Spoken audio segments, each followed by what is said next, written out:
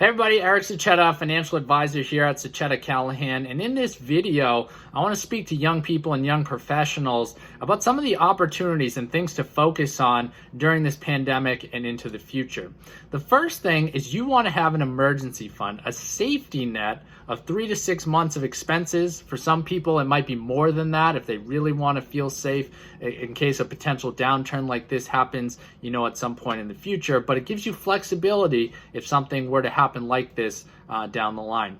The second thing is retirement contributions. You want to continue to contribute as much as you currently are to your retirement accounts, and even more if you do have some extra money, because again, with the stock market being down, you actually get more shares with the same amount of contribution. If you up the contribution, you get even more shares, and that helps you way into the future.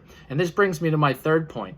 I've talked about this before, the 10 versus 30 rule. The whole idea is if you contribute the same amount every month starting today for the next 10 years and then you stop, but then let the money actually grow for 40 years, versus someone who does not invest today and starts investing in year 11 and lets it grow to the end of 40 years. The person who actually started contributing today and contributed for the first 10 years actually has more money than the person who contributed from year 11 to 40, even though the person who contributed from 11 to 40 actually contributed for 30 years, whereas the first person only contributed for 10 years. Of course, this assumes the same rate of return in both situations, but it shows you why, regardless of what the economy is doing, where the stock market is, you want to contribute now and can continue to make those contributions because it's going to benefit you in the long run.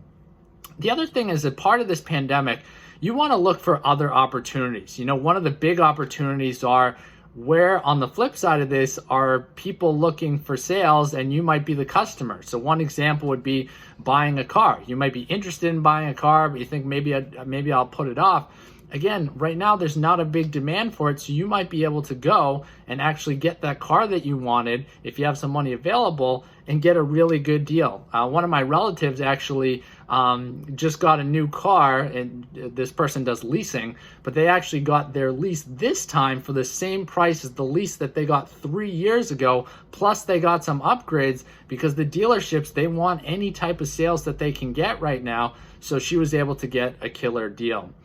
The last thing you want to pay attention to is, there's a lot of programs and things happening because of the pandemic, and one of them is student loan forbearance. So you want to look into that. Matt Stead, one of our other advisors, actually did a whole another video on that, so you definitely can check that out here on the website or wherever you're watching this video. And like I said, if you have any questions related to the topics I just covered, definitely reach out to us and we'd be happy to help.